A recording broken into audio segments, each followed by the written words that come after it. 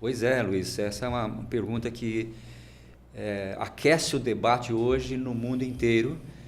Existem grandes esforços para que o retorno desses objetos, esses artefatos, seja feito. Eu acho que isso é muito improvável de acontecer, e existem razões pró e contra, né, a ocorrência do retorno. Por exemplo, Napoleão Bonaparte, ele diz em suas cartas que a Europa estava ficando muito pequena para ele e ele resolveu fazer uma campanha para o Oriente, né? E naturalmente se deu mal, né? Mas do ponto de vista histórico foi muito relevante a campanha dele, porque ele descobriu coisas interessantes no Egito, né? A pedra de Roseta, por exemplo, que permitiu o deciframento dos hieróglifos egípcios, né? Está hoje guardado na Europa, né? E ela estava no entulho, né?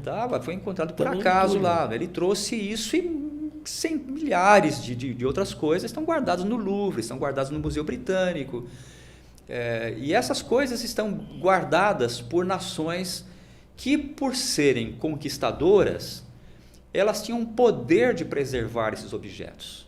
Então, esse é o lado da vantagem de estar fora da sua origem, não é? Sim. Porque se estivessem nos países frágeis, com um governo instável, muito provavelmente essas riquezas históricas teriam se perdido, teriam sido roubadas, teriam sido vendidas.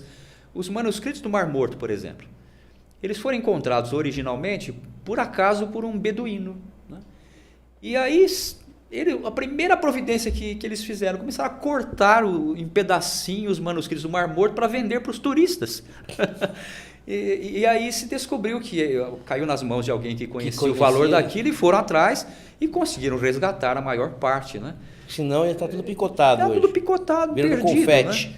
Então, é claro que se os países de origem tiverem condições hoje de guardar esse material, o Egito tem condições, o Museu do Egito é um museu fascinante, né? Se as múmias todas que existem, inclusive aqui no Brasil, né? Dom Pedro comprou uma múmia, né, que foi queimada nesse incêndio que teve lá no museu do Rio de Janeiro, perdeu-se, infelizmente, essa coleção que Dom Pedro comprou do Egito. Nós temos no Brasil, nós temos na França, nós temos na Inglaterra, temos nos Estados Unidos. Aonde você for pelo mundo, você vai encontrar coisas do Egito. Retornar isso para o Egito é interessante, mas eu acho que também manter, porque a variedade, a quantidade é tão grande, no caso da arqueologia egípcia, que ter exemplares espalhados pelo mundo tem um valor pedagógico, né? Mais pessoas podem visitar, cultural, mais pessoas podem ter ver acesso.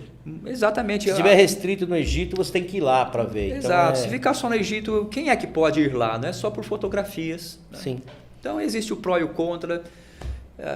Eu acho improvável que esses museus devolvam essas riquezas que já estão ali. Se o Louvre devolver coisas, inclusive do Brasil, nós temos muitas coisas no Louvre que são do Brasil. Eu ia falar isso. Esvazia. Eu ia falar para o senhor, na exposição 500 anos, que eu fui aqui no Ibirapuera, aqui, tinha muita coisa do Brasil, mas que pertencia a outros museus. Exato. Ele veio para cá com concessão para ficar, para exposição, mas depois ele teve que retornar. Muita coisa na Alemanha, muita coisa. Sim.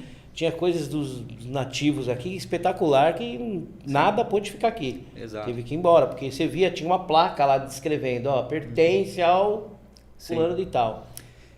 Eu acho que essa noção, que é bastante moderna, né, de soberania nacional, deveria ser temperada com o fato de que somos todos seres humanos, né? A história não pertence a ninguém, a história pertence a todos nós, né? Fazemos parte da história. Somos todos seres humanos, não me importa onde o artefato esteja, se ele estiver bem guardado e acessível ao estudo de todos, à observação de todos, eu acho que já é bom o suficiente.